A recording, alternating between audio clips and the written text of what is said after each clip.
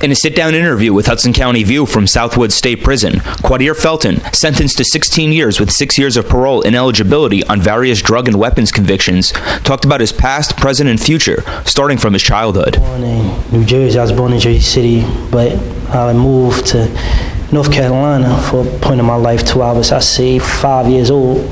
Then that's when my family had moved to the Bronx. And I've been there since till I was, 12. That's when I moved to Jersey City. But the thing about that is the whole movement aspect, it's hard to keep friends. Like, it's easy to make them, but it's hard to keep them. Because people could say they there for your best interest and things, but they only want you there to benefit them. So if you're not benefiting them, it's just like the whole friend aspect goes out the window.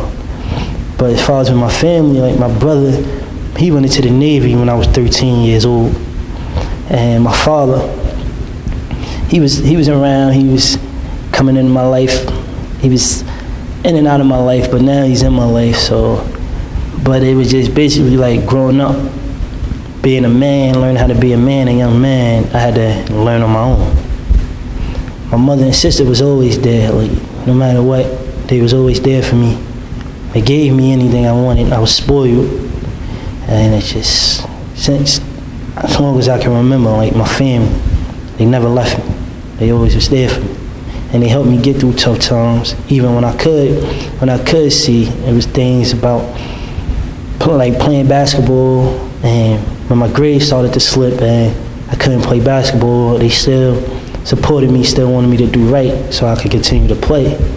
But things just went in a different direction. Felton also spoke about the friendships he formed in Jersey City growing up. I came to Jersey City in 7th grade, and the guys that I was around, that I met, we all played basketball. Like, we was on the same basketball team. We went to the same grammar school. A lot of us went to the same high school. We used to hang out basically pretty much every day after school, go to each other's house, play the game, hang out at the park, play basketball, play football, baseball, just things of that nature. And that was the thing about it. It really wasn't me just being around these guys, then being around these guys. It was always the same guys. Because that's how I was as long as I can remember. Felton, who was convicted on second-degree conspiracy for his alleged role in a narcotics ring, spoke about his level of involvement with drug dealing. Well, first off, like, growing up in an urban community, like, drug dealing, like violence, just criminal activity is all over the place. So no matter where I would go, where I end up, it would always be a criminal act, whether it was drug dealing, a shooting was going on, or something would take place all the time. But simple fact is, with this whole situation, it was basically, that was the thing, it was an everyday thing for me. That's where I used to hang out. There's a park right across the street. I used to play basketball there. As I said, all the friends that I had in grammar school and in high school, that's where they lived at. So it was basically like I could be coming out of their house, their apartment, I should say, because it's buildings around there, and guys, other people could be selling drugs in the hallway.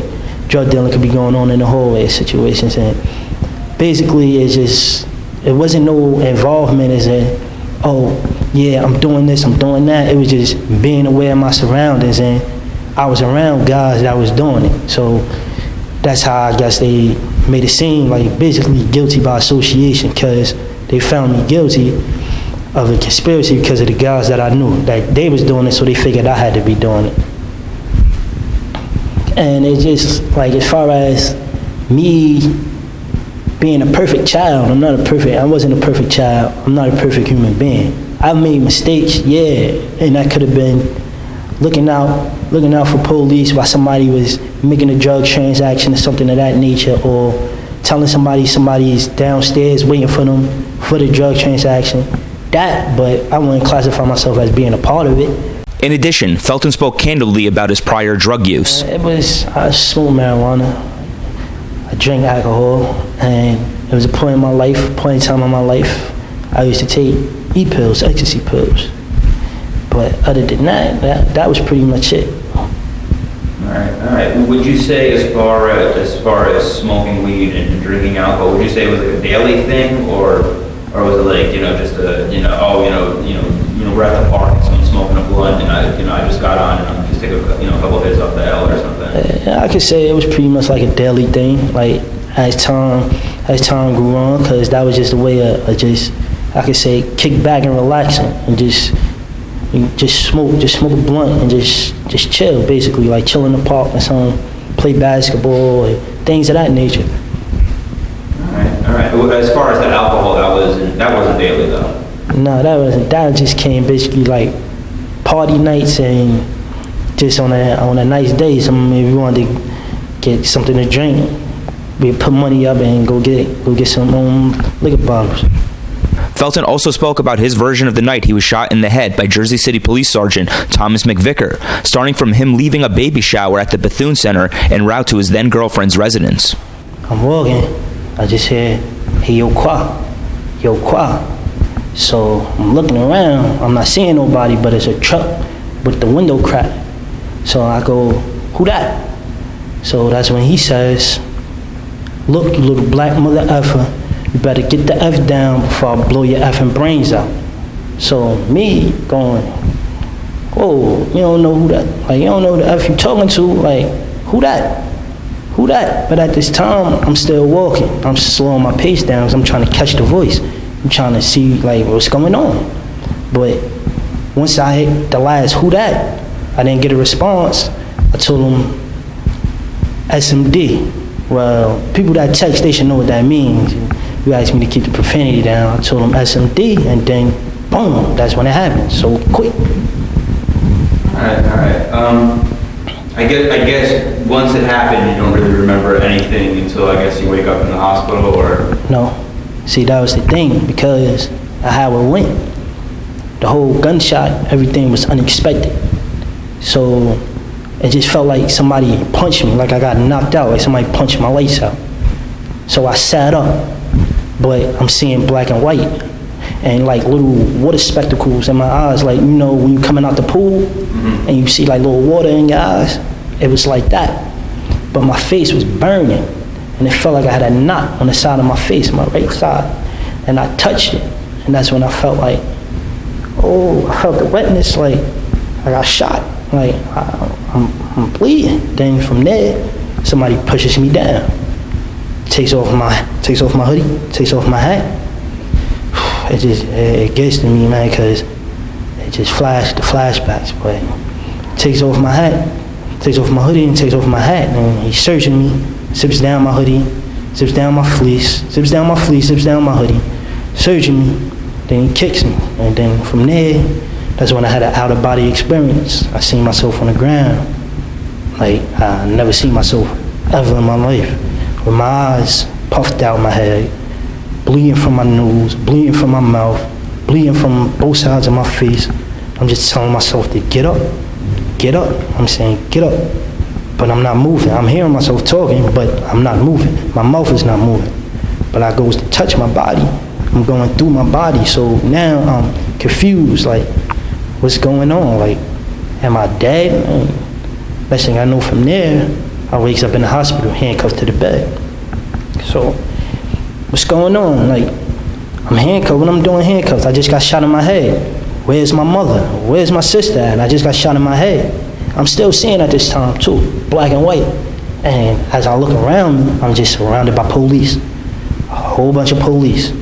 And a nurse comes in and says to me that I can't get hysterical because of the injury that I had to my brain. It could cause me to go into convulsions, and she's gonna give me some medicine to calm me down, to relax me. That's when I hear, make it stronger. And then from there, I woke up, moving, not seeing nothing, but people telling me, hold my head, hold your head, Kwa, you'll be all right, hold your head. So I'm like, where am I? What's going on? I can't see. Like, why I can't see? Where am I? That's when somebody yells out to me, you're in the county jail. I'm in the county jail. How I get in the county jail? Now I'm just confused. I'm lost. I don't know what's going on. I can't see. I'm in a wheelchair. What's going on? And then from there, once I talked to my mother and sister on the phone, and I asked them, do they know who shot me? Because I don't know who shot me. I'm like, you know who shot me? Then my sister says to me, you were shot by a cop. I'm like, a cop? A cop? What did a cop shoot me for? Then that's when she told me his name. She asked me, did I know him? Cop named Thomas McVigan. I said, nah, I don't know him. I know of him. Like, I ain't never had any runs in with him. He didn't lock me up before because I never been to jail before. So I'm like, what he shooting me for? That's when she said, you had a gun? I'm like, no, I don't carry guns. What I had a gun for? I was going to Mika house, which is my girlfriend. I was going to Mika house. My sister said, Kwa, they trying to say you had a gun and you tried to, first story police came out with, I tried to steal a car and I tried to kill a cop and all this nonsense. So I was just, at that time I was just confused. Felton, who was also convicted on second-degree charges of unlawful possession of a gun and possession of a gun for an unlawful purpose, continued to deny that he had a gun that night. As far as me having a gun, that's just preposterous, man. It just doesn't make no sense. Even the gun says I didn't have it, because if I would have had it, it would have been fingerprints or some type of DNA on this gun. After all, I went through 2 blood transfusions, and I had to be resuscitated. There was blood on everything. There's blood on everything at the crime scene. Blood on the ground, blood on my hat, blood on my phone, blood on the keys, my keys I had. There's even blood on the water bottle in Dunkin' Donuts cup that was laying in the street. But supposedly it's not a speck, not a drop of blood on this alleged gun I'm supposed to have. I followed up by asking Felton what he plans to do with his life once he leaves prison, and if he harbors ill will for McVicker. That's the thing.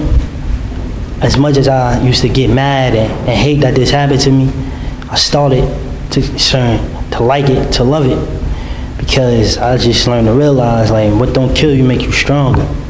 And God put the toughest battles on the strongest warriors. And basically with me, like, I just, be honest, I'm kind of glad. It sounds crazy, but he shot me through my temples. I can't see, but I'm not going to be like this forever. But what happened to me, I look at it like now, I can make something of myself and do positive and be around positive. As far as one of my goals, some of my goals is I want to get my certification in Braille so I can work for the Commission for the Blind to help teach Braille to the visually impaired. I want to open up community centers or get involved with community centers for the youth for a big brother and a little sister program. As far as nowadays, it's nothing, no type of recreation. It's nothing positive for the youth to get into. When asked, Felton said President Obama or Governor Christie could talk to Jersey City Mayor Stephen Fulop as a reference if they were to consider granting him a pardon or commute his sentence. Like, I can inspire a lot of people to do good, to change their life. Like, and as far as, like, you can even ask the mayor of Hudson County of Jersey City, Steve Phillip, that was there at my graduation when I graduated, and he actually came out and shook my hand and gave me a hug. When they called my name, the whole auditorium, like, that, it just got so loud. Like, it just, people were just so happy to see, like, after everything I've been through, after everything what was going on with me at that time, I still decided to get back in school, to still make something of my life and get my high school diploma and walk across the stage. Felton also spoke about whether educational services were being provided for him in the prison. Well, actually, no. They just, right now, I'm waiting to get started with the Commission for the Blind here so I can start college courses and continue finishing Braille, learning Braille. But until then, right now, I'm just on the waiting process with that. But other than that, it's just like, basically, no. Due to my condition, it's like, there's nothing really here to accommodate me. Finally, Felton spoke about what he missed most since being incarcerated. First off, it's my family. Just being around my family and having some home-cooked food, my mother's home-cooked food, and a macaroni and cheese, a baked chicken, and things of that nature, and just basically, like, just the whole freedom aspect, just being free to come and go as you please. And basically just moving on with my life. Like, it's things that I have goals that I like to accomplish, but being in here is like it get put on hold. I'm Michael Shuren with Hudson County View, the eye of the community.